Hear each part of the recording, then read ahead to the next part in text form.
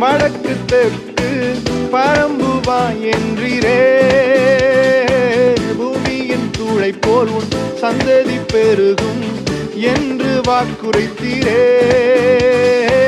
மேற்கு கிழக்கு வடக்கு தெற்கு பரம்புவா என்றீரே. பூமியின் தூளை போல் உன் சந்ததி பெருகும் என்று வாக்குரைத்தீரே.